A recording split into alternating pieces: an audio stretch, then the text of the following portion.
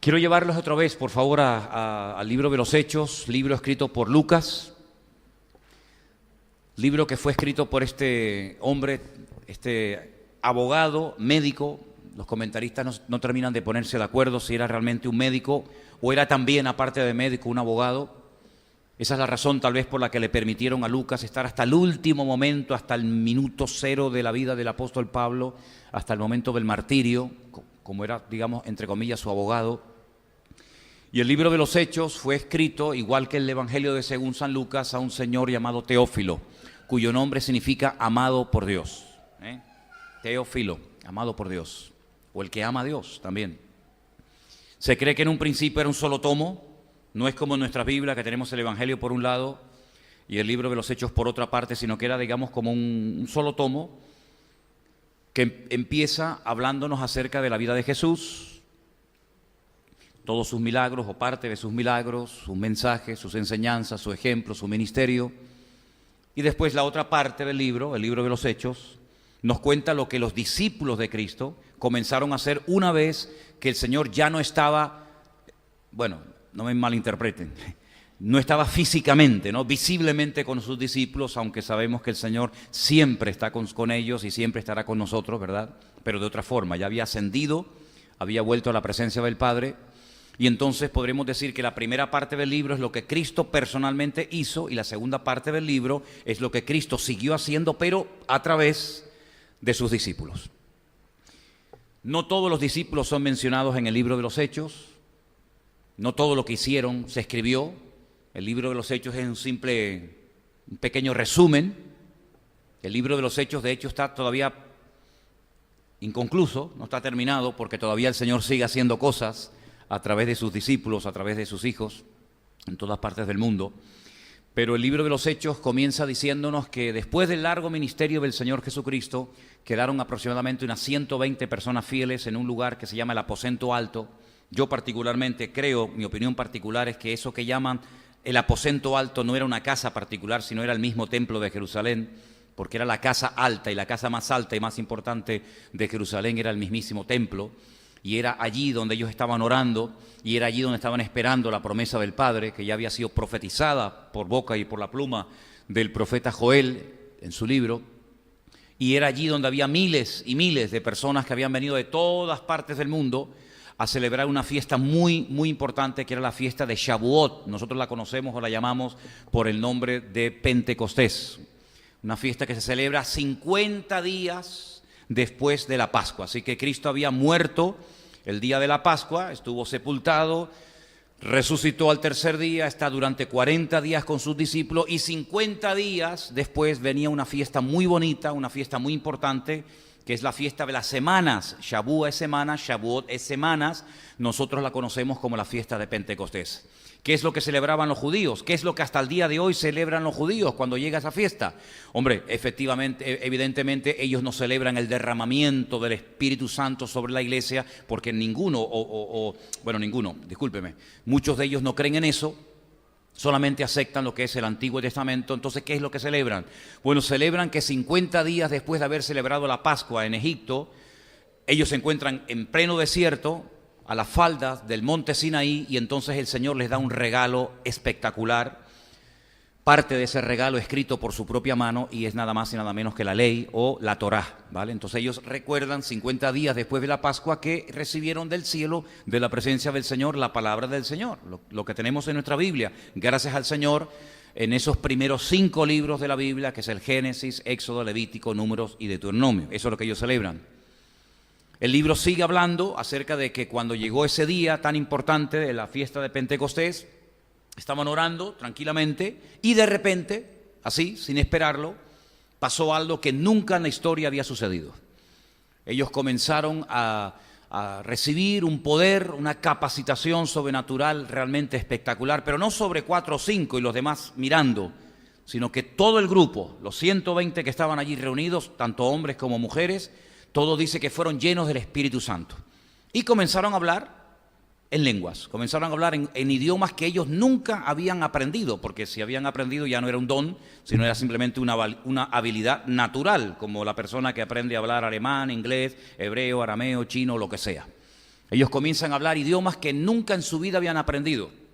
Y muchas personas que estaban allí en aquellos días, los peregrinos que habían venido de todas partes del mundo, como era la obligación de ir a Jerusalén a celebrar dicha Pascua, pues se quedaron sorprendidos de que aquellas personas, que la inmensa mayoría de ellos eran galileos, eran de la parte más, entre comillas, inculta de Israel, la mayoría de ellos eran pescadores, ninguno de ellos era religioso, profesional de la religión, como eran los fariseos, los saduceos o los escribas, pues se quedan realmente sorprendidos porque ellos entienden lo que esos hombres y mujeres están hablando. Dice que les oían hablar las maravillas de Dios. Sus corazones fueron conmovidos, impactados, porque les entendían perfectamente lo que estaban hablando. Repito, ellos no sabían lo que estaban diciendo.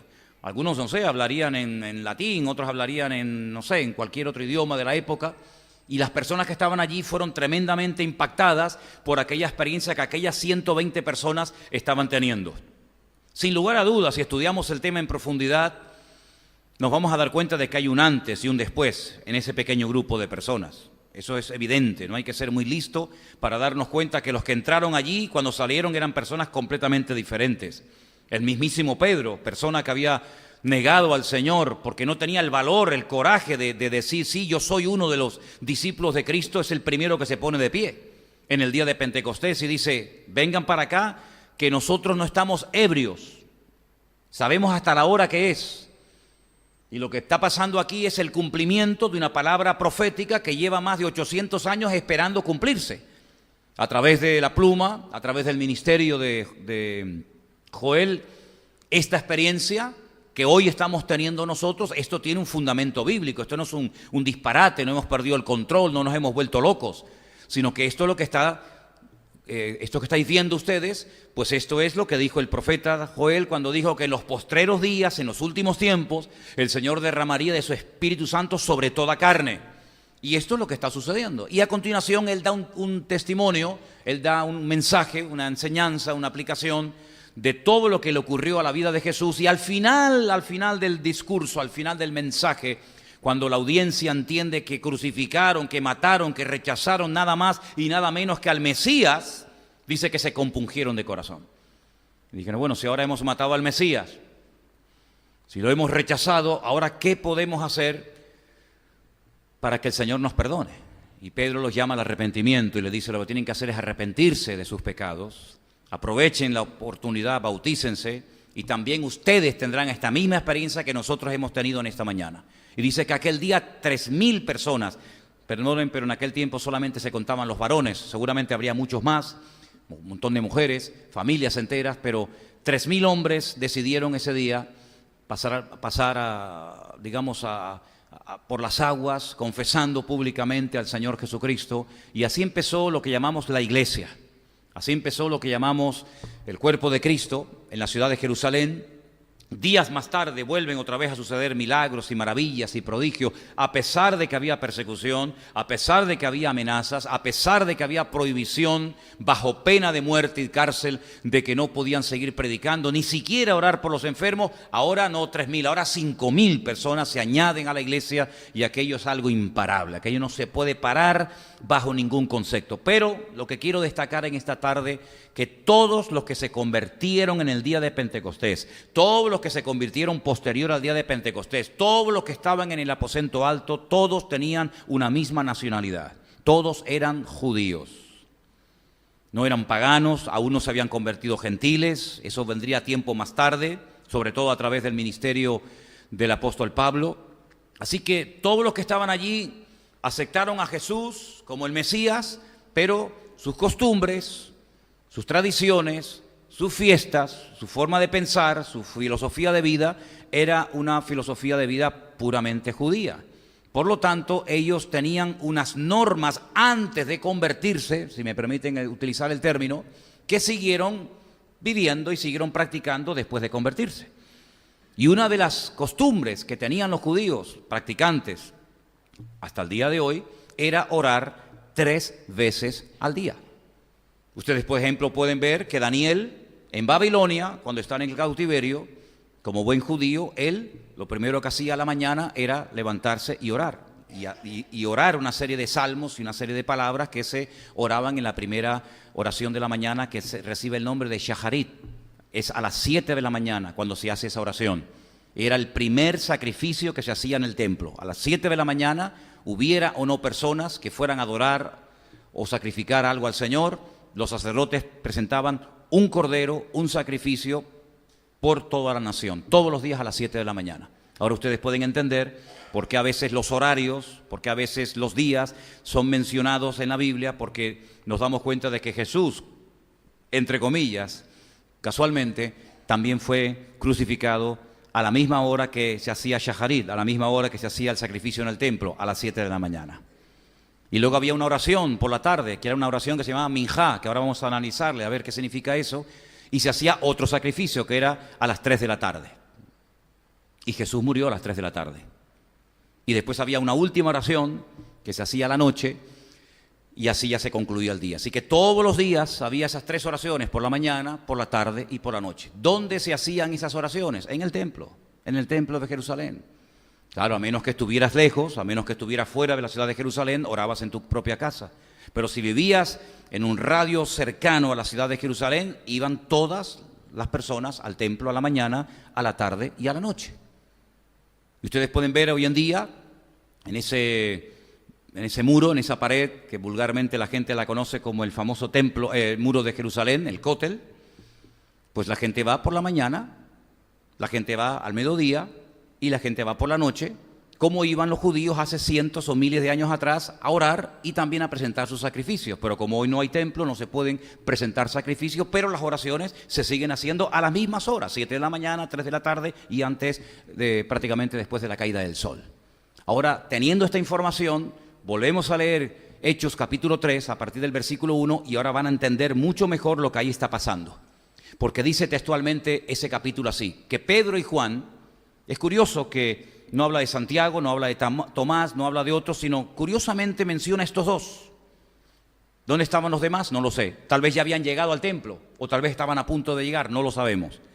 Pero los protagonistas, por lo menos al principio de la historia, son Pedro y Juan. Dice que juntos, unidos, unánimes, en un mismo sentir, van al templo. Aún estaba el templo en pie, aún no había sido destruido. Fue destruido en el año 70, recuerden, en el año 70 después de Cristo. El emperador Vespasiano manda a su hijo Tito, que después sería otro emperador famoso de Roma, y destruye el templo de Jerusalén. Lo saquea y con todas las riquezas del templo se las lleva a Roma y construye otro templo. Pero en vez de un templo a la vida, un templo a la muerte, que todavía está en pie. El famoso, ¿cómo se llama? El circo ese grande que hay en Roma. El Coliseo romano fue construido con todas las riquezas que trajeron del templo de Jerusalén. Y cuando vas por Roma te encuentras el famoso arco de Tito, el arco del triunfo de Tito, y puedes ver que llevan la menorá y llevan muchos tesoros que robaron en el templo de Jerusalén en el año 70. Pero cuando Pedro y Juan subían juntos al templo a orar, el templo evidentemente aún no había sido destruido, todavía faltaban algunos años. Dice que subieron a la hora 9. Ahora, para entender esto del horario es muy fácil. Vamos a poner unas pequeñas frases, unas pequeñas palabras, para que a partir de hoy, cada vez que ustedes lean los evangelios o cualquier parte de la Biblia, ustedes sepan cómo saber a qué hora se está refiriendo. Tienen que partir de la base de que los judíos consideraban el día desde las 6 de la mañana hasta las 6 de la tarde. Eso era para un judío el día. Jesús dijo en cierta ocasión, te puede llamar la atención porque nosotros no contamos el tiempo así, pero hay que ceñirse al modelo bíblico. Jesús dijo, ¿no tiene el día 12 horas? ¿Se acuerdan la frase de Jesús? ¿No tiene el día 12 horas? Bueno, tiene 24, pero Jesús dijo, ¿no tiene el día 12 horas? Porque ellos contaban desde la salida del sol, 6 de la mañana, hasta aproximadamente las 6 de la tarde. Y en esa franja de 12 horas, de 6 a 6, ellos iban dividiendo el tiempo. Entonces, lo que usted tiene que darse cuenta es que, por ejemplo, cuando dice la hora tercera, súmele 3 a las 6 y son las 9 de la mañana. Así que la hora tercera es 3 horas después de las 6, son las 9. Cuando dice la hora sexta, súmele 6 a las 6 de la mañana y le da Las 12 ¿de qué? Del mediodía. La hora novena, súmele a 6, 9 y le da las 3 de la tarde. Entonces, ¿a qué hora subían Pedro y Juan a orar? Vamos a leerlo. Pedro y Juan subían juntos al templo a la hora novena. ¿Cuál es la hora novena? Las 3 de la tarde, la hora de la minjá, la hora del sacrificio de la tarde y la hora de la oración, realmente después del mediodía. Por eso, si usted lee el Nuevo Testamento en hebreo, no dice, como en nuestra versión castellana, que Pedro y Juan subían al templo a la hora novena, sino que dice, en hebreo, dice que Pedro y Juan subían juntos a la hora de la oración de la minjá, que era a las 3 de la tarde. ¿Se da cuenta? Entonces, ellos subían al templo a orar a las 3 de la tarde, como estaba establecido. Muy bien, versículo 2. Era traído, ahora entra un tercer personaje, que no sabemos cómo se llamaba, pero dice la Biblia que era traído, luego no podía venir por sí mismo. Y lo traían 1, 2, 3 personas, no sabemos. Hay otro personaje en la Biblia que dice que era llevado por 4 amigos, ¿se acuerdan? Porque era paralítico. Este no era paralítico, era cojo, pero se ve que su cojera era tan terrible que no podía caminar y lo tenían que llevar. Era un hombre cojo de nacimiento. Ahora, las enfermedades que en la Biblia son de nacimiento se recalcan mucho porque para el judío cuando una persona nacía enferma, eso era una maldición que se había heredado de los antepasados. ¿Por qué dice que era un hombre cojo de nacimiento? ¿Por qué no dice simplemente que era un cojo? Porque está destacando el hecho de que este hombre, en la mentalidad de la época, era un hombre que vivía bajo una maldición hereditaria. Igual que en el capítulo 9 del Evangelio según San Juan, ¿recuerdan? Dice que había un ciego de nacimiento. No siempre dice eso la Escritura, porque no todo el mundo nació ciego. Había gente que había visto durante un tiempo. Hay personajes en la Biblia, por ejemplo Isaac, ¿se acuerdan? El patriarca Isaac, él vio perfectamente durante años, pero él pierde la vista. Y ahí se aprovechó, ¿se acuerdan? Jacob para engañar a su padre, etcétera. Pero el que nacía cojo, el que nacía ciego, el que nacía mudo, el que nacía con una enfermedad, era, por así decirlo, doblemente enfermo. ¿Por qué? Porque se consideraba que algo habían hecho sus padres, o sus abuelos, o sus antepasados, para que ese niño o esa niña que nacía ciego, cojo, mudo, paralítico, lo que fuera, naciera de esa manera. Era como una especie de castigo. Ahora pueden ustedes entender por qué los discípulos, cuando ven al ciego de nacimiento en Juan capítulo 9, le preguntan al Señor algo extraño para ti y para mí, pero no para ellos. Porque ellos dicen, Señor, este hombre es ciego, y es ciego desde el vientre de su madre, desde niño, nunca ha podido ver. ¿Quién pecó, Señor? ¿Quién pecó?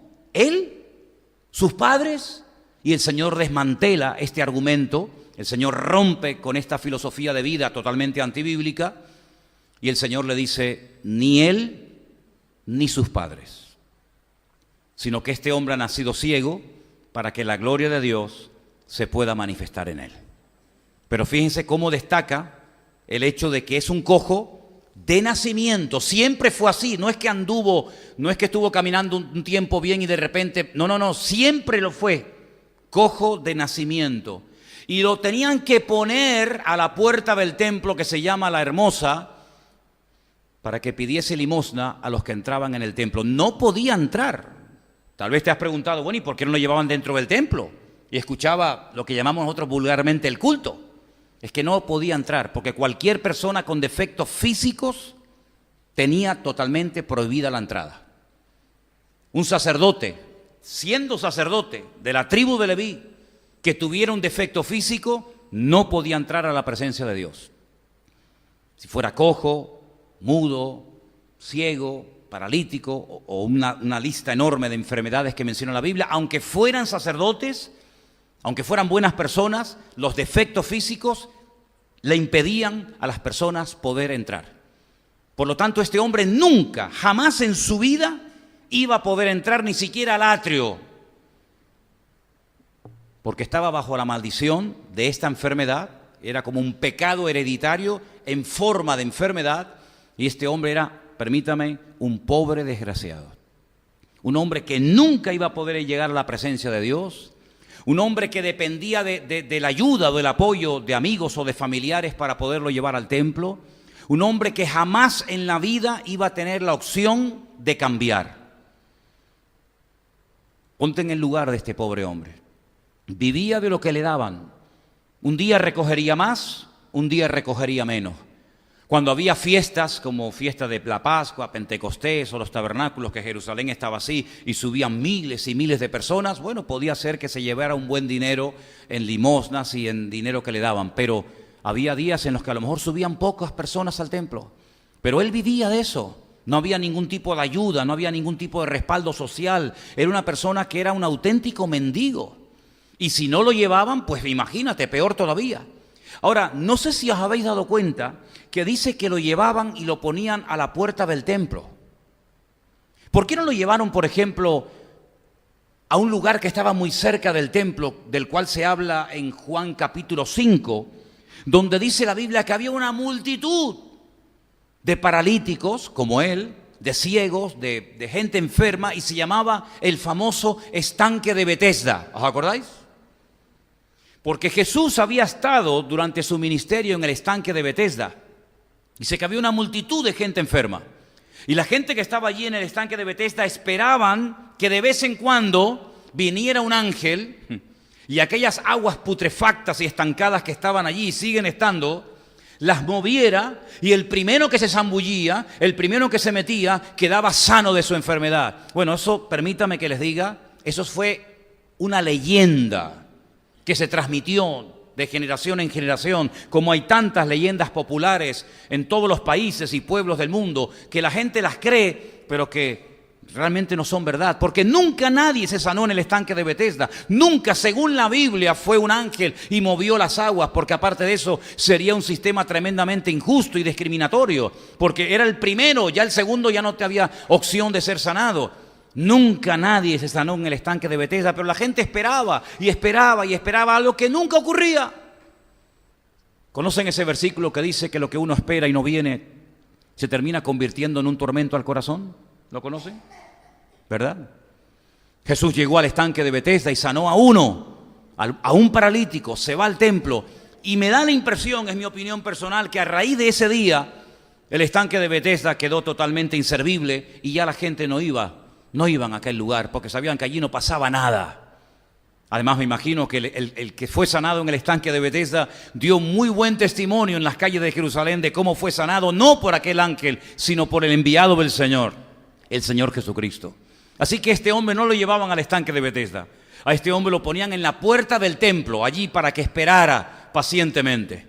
Ahora, volviendo al versículo 1, dice que Pedro y Juan subían al templo a la hora de la oración.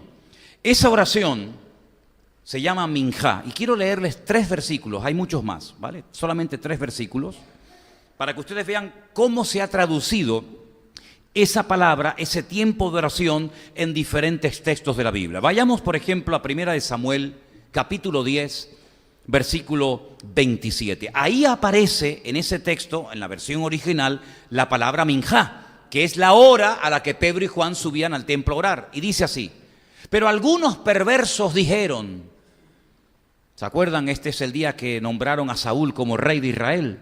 Algunos perversos dijeron, ¿cómo nos ha de salvar este? Y le tuvieron en poco y no le trajeron minjá. Ahí dice, no le trajeron presente. Así que la oración o la ofrenda de minjá era un presente, era algo voluntario que la persona llevaba a la presencia del Señor. Entonces les he leído este versículo para que vean cómo, en vez de decir la hora de la oración, ahí se traduce la misma palabra por la palabra presente. Dice, mas él disimuló. No quiso prestar atención Saúl al desplante que le estaban dando.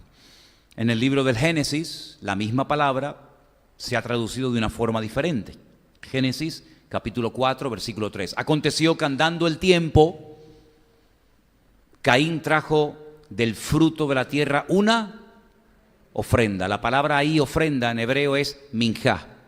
Entonces, en el otro texto anterior era la palabra presente, aquí se traduce por ofrenda, Pero el último versículo que quiero leerles para que vean otra traducción de la misma palabra está en Éxodo 29:38, que dice: y estará sobre la frente de Aarón, y llevará a Aarón las faltas cometidas en todas las cosas santas que los hijos de Israel hubiesen consagrado, en todas sus santas ofrendas, y sobre su frente continuamente, para que obtenga gracia delante del Señor. Si ustedes siguen leyendo el resto del pasaje, se van a encontrar que era la oración, era la ofrenda, el presente que se hacía a la tarde, para diferenciar del que se hacía a la mañana y para diferenciarlo de otros sacrificios que se hacían. Volviendo al paralítico, era un hombre que no tenía ninguna esperanza de ser cambiado o restaurado. ¿Cuántas personas que conocemos y nos topamos cada día con ellos, puede ser que ya hayan tirado la toalla, que ya no tengan ninguna esperanza, se han resignado? ¿Te acuerdan que el otro día les decía que es una palabra que yo la verdad no soporto? Me he resignado. No está en la Biblia esa palabra. El creyente no tiene que resignarse a que las cosas no van a cambiar, porque eso es falso. El Señor dice que Él puede cambiar hasta nuestro propio lamento, nuestra tragedia, nuestro dolor familiar o de la índole que sea, lo puede cambiar en baile. ¿Cuántos dicen amén? El Señor puede cambiar nuestras tragedias en victorias. Nuestras enfermedades, el Señor las puede cambiar en milagros. Nuestra escasez la puede cambiar en abundancia, porque en el Señor hay esperanza. No hay esa resignación de decir, bueno, esta es la cruz que me tocó. Esta es mi enfermedad, este es mi problema. No, no pierda la confianza en el Señor. Ore, confíe, espere en el Señor, y el Señor puede sorprenderte antes de lo que tú te imaginas. ¿Cuánto lo creen? Así que este hombre había perdido la esperanza, como mucha gente hoy en día.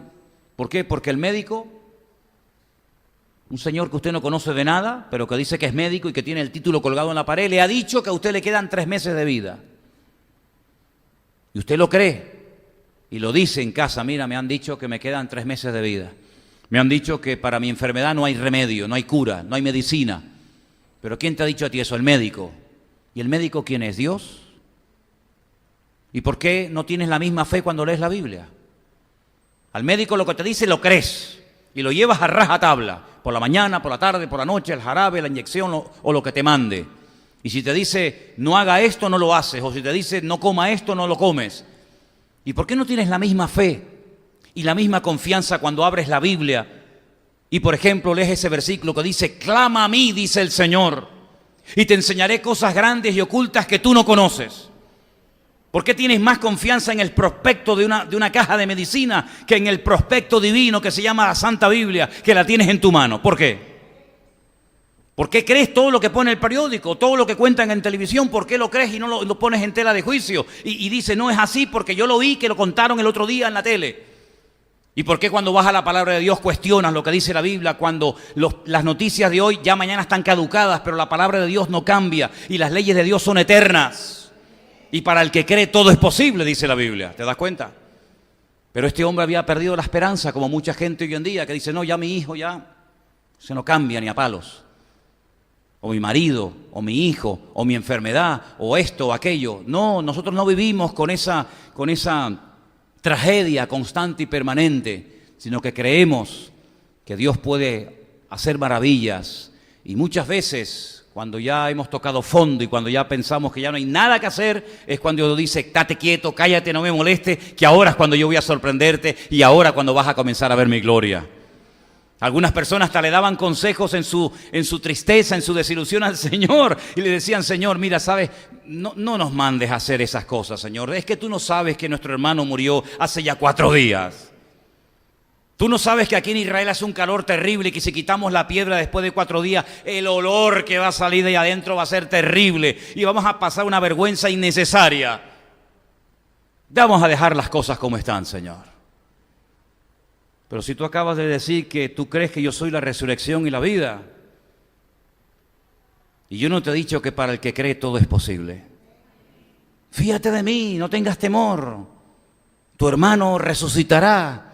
Y lo que era imposible para todos los que estaban allí, se hizo realidad, porque el Señor donde está puede cambiar las cosas.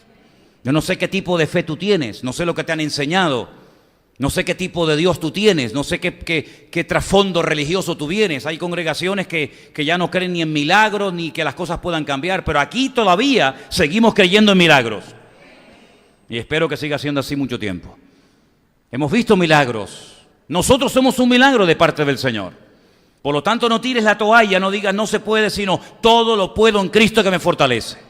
Y las cosas pueden cambiar si tenemos fe en el Señor y confianza en el Señor. Y yo el jueves les recitaba un texto que aprendí hace muchos años que dice algo así como: esta es la confianza que tenemos en Él, que si pedimos alguna cosa conforme a su voluntad, Él nos oye. Y si Él nos oye, sabemos que tenemos las peticiones que le hayamos hecho. ¿Cuántos dicen amén? Es decir, Dios no va a oír algo que no va a contestar, pero si Él me oye es porque Él me va a contestar.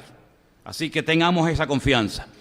La vida de este hombre era una rutina, todos los días lo mismo, da igual que fuera enero, febrero, marzo, abril, primero de año, final de año, verano, otoño, invierno, daba igual, todos los días era lo mismo, estar sentado a la puerta del templo esperando la limosna, la caridad de los que entraban en el templo. Para muchas personas su vida es una rutina, es una monotonía, todos los días son iguales. Sin embargo, en el Señor dice la Biblia que Él nos puede llevar de una victoria a otra victoria, de una gloria a otra gloria, de una bendición a otra bendición. Y si vivimos en Cristo, la vida cristiana es una aventura. ¿Cuántos dicen amén? No hay rutina, no hay monotonía, no hay aburrimiento. Si verdaderamente estamos conectados a la fuente y buscamos cada día de parte del Señor. Se quedaba a la puerta. Yo estaba pensando en estos días, ¿cuántos personajes y cuántas personas hoy en día se quedan a la puerta de la bendición? ¿Saben en quién pensaba cuando leí esto de lo dejaban a la puerta? ¿Saben en quién me vino a la cabeza? Nada más ni nada menos que Moisés. Había sacado al pueblo de la esclavitud. Los había llevado por el desierto un montón de años. Pero algo hizo que al Señor no le agradó y el Señor le dijo: no vas a entrar a la tierra prometida. Al otro lado del Jordán estaba Moab. Hoy en día se llama ese país Jordania. Desde Jordania, desde Moab, simplemente era cuestión de cruzar el río Jordán y ya estabas en la tierra prometida. El Señor le dijo: no vas a entrar, no vas a entrar. Pero te voy a mostrar toda la tierra, lo cual es un milagro. Porque desde allí no se puede ver toda la tierra de Israel. Imposible, ni Jerusalén la puedes ver, que está a unos pocos kilómetros. Pero el Señor permitió que viera toda la tierra, desde el norte hasta el sur, desde el este hasta el oeste. ¿La ves? Qué bonita, ¿verdad? Preciosa, pero tú no vas a entrar. Se quedó y murió a las puertas de la tierra prometida. Qué tremendo, ¿no? Tanto esfuerzo, tanto sacrificio, tantas enseñanzas para que después al final te quedes fuera. Dice la Biblia: sé fiel hasta la muerte. No un tiempo, no una temporada, hasta la muerte. Y yo te daré la corona de la vida. Pensaba también en el joven rico, aquel que había inflado su currículum de una manera tremenda, hasta el punto que le dice al Señor: eso que me estás pidiendo, yo lo he hecho todo. Y el Señor dice: sí, todo. Pero a ti te falta todavía una cosa. Y cuando le dijo el Señor: a ti te falta esto y tienes que hacerlo, dice que se puso triste, se dio media vuelta y se marchó. Sí, ha habido personajes en la Biblia y hay personas hoy en día que se quedan a la puerta de la bendición de Dios. Le faltaba un paso más de fe, le faltaba un día más de oración, le faltaba un momento más, pero tiraron la toalla antes de tiempo y perdieron la bendición. Hermanos, que no nos pase eso a nosotros, amén. Que no nos pase eso a nosotros, que a última hora la embarramos y perdemos la bendición y la posibilidad de haber visto la gloria del Señor. ¿Qué te parece? Yo me acuerdo que hay en la Biblia un personaje que el mejor culto que tuvieron los discípulos, él se lo perdió. Y me refiero a Tomás. Porque dice la Biblia que el día que el Señor Jesucristo se presentó en la sala, en la habitación, donde estaban sus discípulos temblando de miedo y temerosos porque pensaban que iban a venir a por ellos y a llevarlos también a la cruz, dice que de repente se apareció en medio de la sala el Señor y les dijo: paz a vosotros. Y lo vieron resucitado. Imagínate, en pleno culto se presenta el Señor, pero Tomás no estaba y se lo perdió. No te pierdas la bendición. Díselo al que está a tu lado en esta tarde, hermano. No te pierdas la bendición. No te quedes a la puerta. Aleluya. No te quedes a la puerta. Ahora, ¿qué es lo que esperaba el paralítico en la puerta del templo? ¿Qué es lo que esperaba? ¿Que le vinieran a cantar una canción? ¿Que le regalaran una Biblia? ¿Que lo invitaran a un culto? No. Él creía que lo que verdaderamente él necesitaba en la vida era dinero. Él estaba allí pidiendo dinero. Y a veces podemos equivocarnos pensando que lo que nos hace falta a nosotros es esto o aquello, y resulta que es todo lo contrario.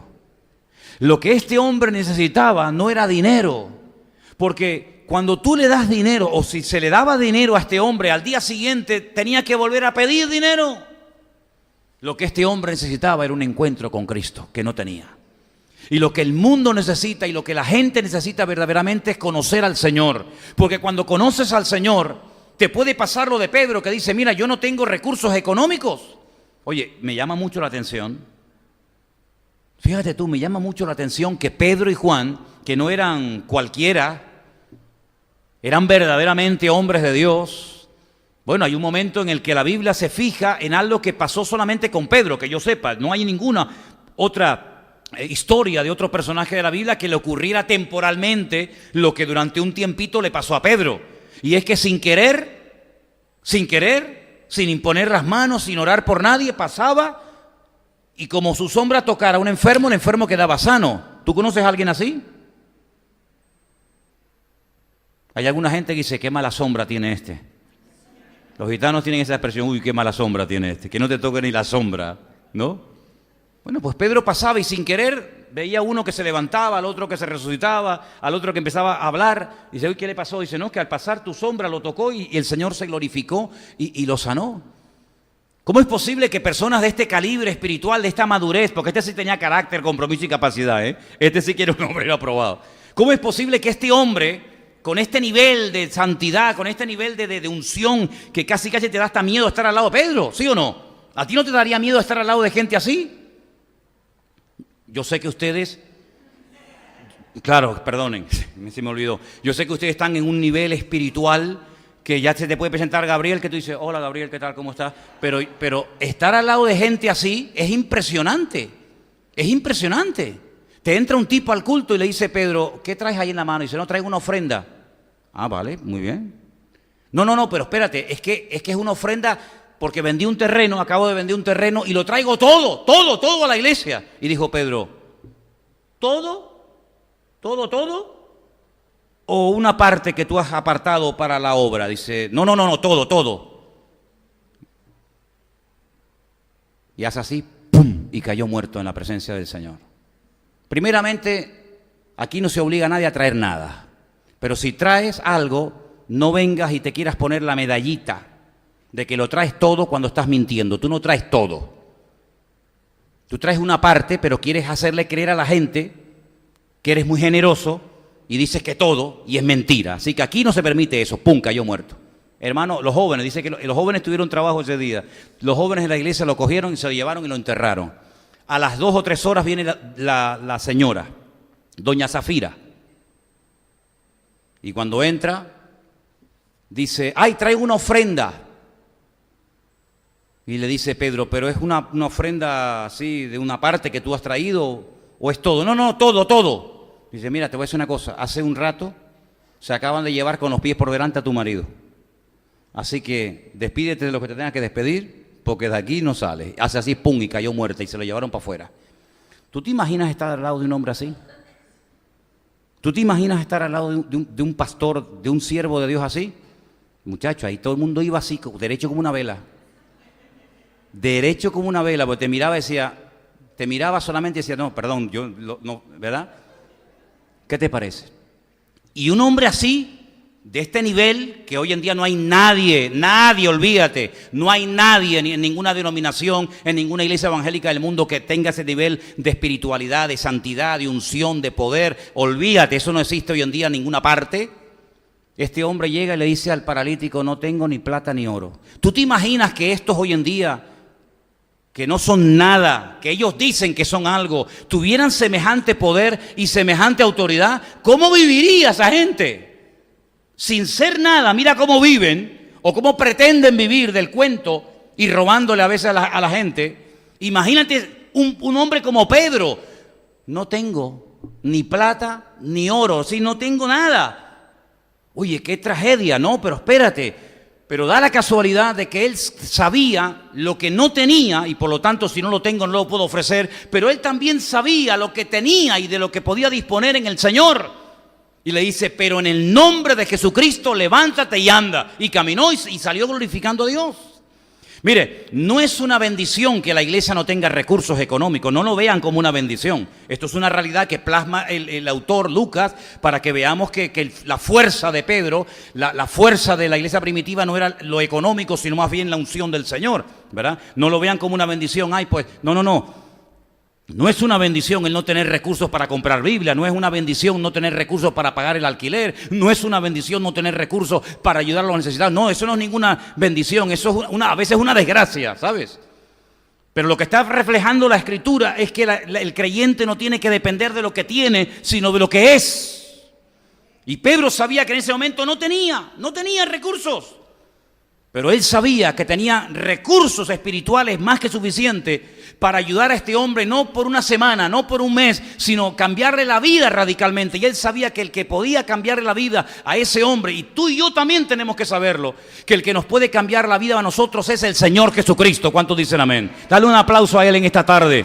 Él te puede cambiar la vida. Aleluya. Totalmente te la puede cambiar, de la noche a la mañana.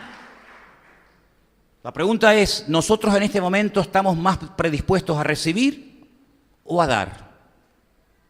Porque por ahí hay una frase que todos conocemos de memoria que dice que más bienaventurado es dar que recibir. Hombre, claro, si yo puedo dar es porque me sobra. Si solamente quiero recibir es porque tengo necesidades.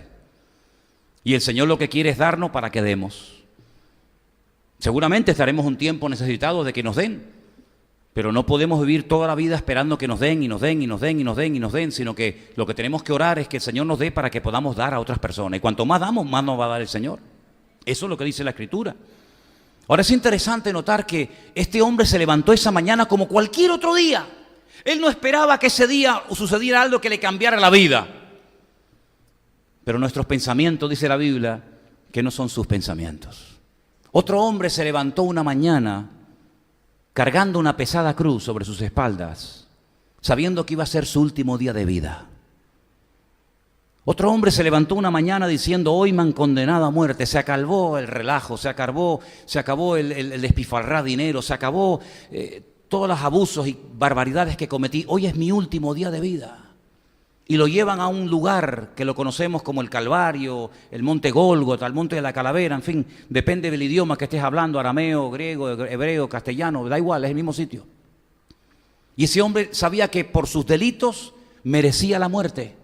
Pero ese día, cuando él observa, se da cuenta de que justo a su lado hay una persona que ha sido muy famosa durante años en Israel, ha recorrido todo el país y ya a estas alturas todo el mundo en Israel, todo el mundo en Jerusalén, todo el mundo en cualquier pueblecito pequeño o grande que fuera, todo el mundo sabía quién era Jesús de Nazaret, lo sabía.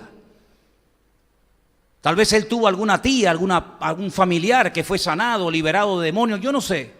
La cuestión está en que ese día que él se levantó y tomó su último café con leche y desayunó en aquella prisión, sabiendo que se iba al infierno de cabeza ese día y lo iban a condenar a muerte los romanos, ese día cuando él mira la cara del Señor Jesucristo, él le dice, Señor, acuérdate de mí cuando vengas en tu reino. Fíjate la palabra tan profunda que le lanza al Señor. Acuérdate de mí. ¿Cómo se va a acordar de ti uno que está como tú que va a morir? Los muertos no se acuerdan de ti. Y los muertos no van a volver a menos que resuciten en el nombre del Señor. Pero él en ese momento, él tiene una revelación, él sabe que el Señor va a morir, pero él es el Mesías. Y cuando venga, va a venir con su reino, con poder y con autoridad. Y yo te pido que por favor, aunque vengas con millones y millones de ángeles y se levanten millones de muertos en los 5 continentes y salgan los muertos de la tierra y salgan los muertos del mar, de toda esa multitud te pido que por favor te acuerdes de mi cara, que te acuerdes de mi nombre, que te acuerdes de mí cuando vengas en tu reino. Yo sé que habrá mucha gente, yo sé que habrá un montón de cosas que resolver y sé que habrá un montón de juicios, pero por favor no te olvides de mí, acuérdate de mí. También José le clamó a grito a aquel hombre que le reveló el sueño y cuando se iba le dice, oye, por favor, acuérdate de mí, háblale bien de mí al faraón. Y le digo, sí, no te preocupes, yo me acuerdo de ti. Salió y nunca más se acordó de él. Pero cuando le decimos al Señor, échame una mano, óyeme, acuérdate de mí, el Señor no es como aquel panadero, como aquel de Egipto que se olvida de las cosas, sino que el Señor recuerda tu oración. Él ha tomado buena nota de cada palabra que ha salido de tus labios. Él ha tomado buena nota de cada lágrima que ha salido de tus ojos, de cada oración que le has hecho en el coche, en el avión, en el barco, en la cárcel. Él toma buena nota de todo. Y no se olvida de lo que tú le has pedido. Y no se olvida de tu necesidad ni de tu vida. Y el Señor se le queda mirando y dice, hoy estarás conmigo en el paraíso. Aleluya. Se levantó y desayunó con el diablo, condenado a muerte, pero cenó esa noche en el reino de los cielos con el Rey de Reyes y el Señor de los Señores. Para él todos los días eran iguales, pero ese era el peor de su vida. Ese era el día malo. Por eso la Biblia dice, ay amigo, hermanos, creyente, hijo de Dios, acuérdate de tu Creador en los días de tu juventud antes de que venga, ¿qué? Los días malos. Y por eso Pablo a los Efesios en capítulo 6 les dice, pónganse la armadura, pónganse el yelmo, cojan la espada, no la pierdan, pónganse el escudo, vístanse como Dios manda para que cuando venga el día malo puedas estar firme y habiendo acabado todo, estés firme y no claudiques y te quedes a las puertas y pierdas la bendición de Dios. Este hombre lo ponían a la puerta, pero ¿sabes qué? El Señor te encuentra donde tú estés. No importa si estás en el vientre de un enorme pez y no te ve nadie. El Señor desde allí oyó y sacó a Jonás y le dio una segunda oportunidad. El Señor oyó a dos presos que estaban con sus espaldas destrozadas por la paliza que le habían dado, pero en aquella mazmorra en Filipo oraron y clamaron al Señor y se produjo un terremoto y el Señor los sacó de la cárcel. El Señor se acordó de un preso, Pedro, por cierto, que estaba encadenado a 16 soldados romanos. Pero se acordó de la oración y oyó la oración de madrugada de la iglesia y lo sacó y los que estaban allí ni se dieron cuenta. El Señor escucha nuestra oración y nuestro clamor cuando sale de lo más profundo de nuestro corazón. Y yo no sé, ya esto es especular, ya cada uno piensa lo que quiera, pero ¿por qué no podemos pensar que este pobre hombre, cojo de nacimiento en la puerta del templo, no dijo algún día, no susurró un día en alta voz? ¿Verdad? Como cuando David dijo, ay, que me diera a beber un poquito del agua del pozo de Belén. ¿Quién sabe si este hombre dijo, cómo me gustaría a mí correr como ese niño? ¿Cómo me gustaría a mí entrar al templo como aquella familia y entrar a la presencia de Dios? Yo no sé si lo dijo o no lo dijo, pero yo lo que sé es que el Señor lo visitó y lo levantó y le cambió la vida y nunca más volvió a sentarse a la puerta del templo a pedir limosna. Porque el Señor cambia, el Señor transforma, el Señor libera, el Señor rompe cadenas, no importa lo bajo que hayas caído, lo lejos que te hayas ido, lo frío que estés, no importa. Lo importante es que en el nombre de Jesucristo te levantes y sigas caminando para la gloria de Dios. ¿Cuántos dicen amén? Ese es nuestro Dios. Y yo no sé si tú estás cojo del alma, porque no solamente se cojea de las piernas, hay gente que tiene coja el alma, hay gente que tiene coja el espíritu. Y les cuesta alabar, y les cuesta sonreír, y les cuesta hasta respirar. De ahí viene la palabra desaliento. Me falta el aire. Pero qué bonito es saber que en el nombre de Cristo hay poder para cambiar las cosas, ¿sí? No le hizo allí un show, un espectáculo, no hizo allí una cosa rara, sino le dijo simplemente, en el nombre de Jesucristo, levántate y camina. Yo nunca olvidaré una experiencia que tuve en la ciudad de Rosario, de la cual es Matías, hace ya años atrás, cuando después de un culto en una iglesia, concretamente en la iglesia del pastor Norberto Carlini, en el Santuario de Fe, en la calle Provincias Unidas en Rosario, cuando terminó el mensaje, era costumbre, por lo menos en aquella época, no sé si hoy en día es igual, de pasar la gente adelante para que el pastor, el que hubiera compartido la palabra ese día, orara por las personas. Y pasado muchísima gente, porque era y sigue siendo una iglesia muy grande. Y nunca en mi vida olvidaré esa experiencia que tuve ese día, cuando una chica joven era traída en una silla de ruedas por su madre, un familiar, y me la pusieron aquí a mano derecha. Y claro, cuando te ponen a un paralítico delante de la plataforma no es para que le cuentes el cuento de Caperucita Roja. Te la traen para que ores por ella porque crees que el Señor la puede levantar, ¿o no? Entonces se hizo una fila así muy larga de gente y la idea era ir orando por uno, por otro, por otro, por otro, por otro. Y entonces cuando yo me bajé de la plataforma y me acerqué y miré la cara de esta chica, yo le dije, ¿tú crees que el Señor Jesucristo te puede sanar? Y me dijo, sí. Entonces yo creo que en ese momento ella tenía más fe que yo. Yo quería orar por lo que le dolía la cabeza, por los que estaban desanimados, esas cosas que no se ven, que después dice, ay, el Señor lo sanó. Y bueno, porque tú lo dices. Entonces yo como en ese momento digo, bueno, pues tú lo crees, bueno, yo también lo creo, pero vamos a hacerlo suavecito para que no se note mucho. Yo me acerqué al oído y me acordé de este versículo y le dije, bajito, si llego a saber lo que va a pasar, le pego un grito que no vea. Le digo, en el nombre de Jesucristo, levántate y camina. Y yo seguí orando y orando y orando por la gente. Y cuando yo iba por allí por la mitad, oigo unos gritos, ¡ah! Unos gritos, un espaviento. Y cuando miro así, la chica se levantó y se puso de pie y comenzó a caminar. Mira, yo ni me lo creía. Yo pensé que me iban a sacar a mí en silla de ruedas de la iglesia. Yo ni me lo creía. Al año siguiente, el pastor me invitó otra vez a predicar en su iglesia. Y cuando estoy predicando, en medio de la predicación, la muchacha viene por el medio del pasillo y se sienta allí. Y cuando termina el culto me dice, ¿tú te acuerdas de mí? Digo, yo en mi vida me he olvidado de tu cara, sé quién eres. Dice, el Señor me sanó ese día y hasta el día de hoy sigo sana. ¿Qué te parece? Mire, el Señor Jesucristo puede hacer milagros y el Señor Jesucristo puede hacer lo que el médico dice que es imposible. El Señor Jesucristo tiene todo el poder, porque el regalo, el don, el premio del Padre al Hijo fue por cuanto se ha humillado, por cuanto ha muerto, por cuanto ha dado su vida en la cruz por los pecados de la humanidad. Aquí yo le doy un nombre que es sobre todo nombre, para que en el nombre de Jesús se doblen las rodillas y las lenguas confiesen que Él es el Señor para gloria de Dios Padre. Y por eso cuando Él resucita le dice a sus discípulos, vengan para acá. Yo sé que ustedes no se lo creen mucho, yo sé que ustedes están todavía muy verdes, yo sé que todavía dudan, yo sé que hay muchas peleas teológicas entre ustedes, quién va a ser mayor, el menor, que aún no sé predicar muy bien, que soy tímido, que soy cortado. Mío, olvídense de toda esa vaina. Cuando vayan por ahí, en mi nombre echarán fuera demonios. En mi nombre pondrán las manos sobre los enfermos y sanarán. En mi nombre hablarán nuevas lenguas. Y todo lo que van a hacer ustedes, no lo van a hacer en nombre de Pedro, en nombre de Juan, en nombre de la iglesia, en nombre del pastor, en nombre de la denominación. Lo van a hacer todo en mi nombre, para que mi nombre sea glorificado y la gloria y la honra no se la lleve el hombre, sino se la lleve el Señor. Fuertes aplausos a Él en esta tarde. Aleluya. Gloria a Dios, al nombre de Cristo.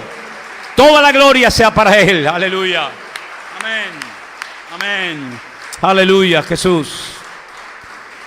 Señor, en esta tarde te damos gracias porque vemos que en tu nombre las cosas pueden cambiar. No importa lo cerrada que esté la puerta, no importa lo arraigada que esté la enfermedad, no importa lo cerrada que esté la persona o el corazón, en el nombre de Cristo tomamos autoridad y las cosas cambian. Los enfermos se sanan, las puertas se abren, las familias se unen. Señor, en el nombre de Jesús hay poder y hay autoridad sobre toda fuerza del enemigo. Desánimo, depresiones, dudas, dolores, lo que sea, no se puede resistir, sino tiene que doblegarse ante el poder y la autoridad del nombre de Jesucristo. Y en ese nombre oramos por esta ciudad, oramos por estas vidas, oramos por cada familia y por cada persona aquí representada en esta tarde, para que en tu nombre, Señor, tú llenes los corazones de paz, de alegría, de gozo y de libertad. Para que en tu nombre los que están enfermos sean sanados ahora, Señor. Lo creemos en el nombre de Jesús. Y para que en tu nombre, Señor, las almas se conviertan y conozcan y reciban en el Evangelio y la libertad gloriosa de los hijos de Dios. Quiero que ahí en tu asiento donde estás, cierres tus ojos, ora al Señor y pídele al Señor en esta tarde de todo corazón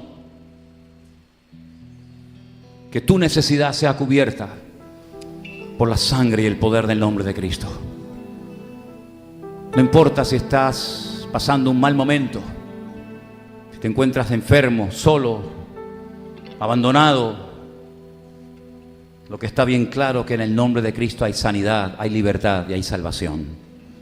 Y yo quiero en esta tarde decirles a las personas que todavía no la han entregado y confesado públicamente que Jesucristo es el Señor y el Salvador del mundo, a que lo hagas en el día de hoy. Si en esta tarde hay algún joven entre nosotros, alguna persona que tal vez nunca lo has hecho, decir: yo creo en Jesucristo, creo que Él murió y resucitó por mí, y quiero aceptarlo y confesarlo públicamente como mi Señor y Salvador. Levanta tu mano ahí donde estás y vamos a orar por ti en este momento, en el nombre del Señor Jesús. Dios te bendiga. ¿Alguien más? Dios te bendiga también a ti. Alguien más que en esta tarde dice: yo también quiero aceptar, confesar públicamente al Señor Jesucristo. Dios le bendiga. Hay varias personas, gloria a Dios. Alguien más que en esta tarde dice: yo también quiero decir: Jesucristo, creo en ti. La Biblia dice que uno lo puede creer, no, pero la Biblia dice también que hay que decirlo, hay que confesarlo, hay que publicarlo en alta voz. Eso lo dice la Biblia, y por eso te lo pido.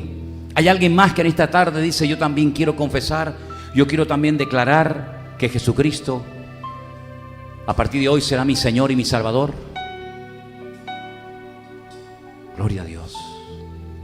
Todos ustedes con los ojos cerrados, sobre todo los que levantaron su mano, diga conmigo en alta voz: Señor Jesucristo, dígalo fuerte: Señor Jesucristo, yo creo en ti. Yo sé que tú moriste en la cruz por mis pecados. Yo sé que tú resucitaste al tercer día.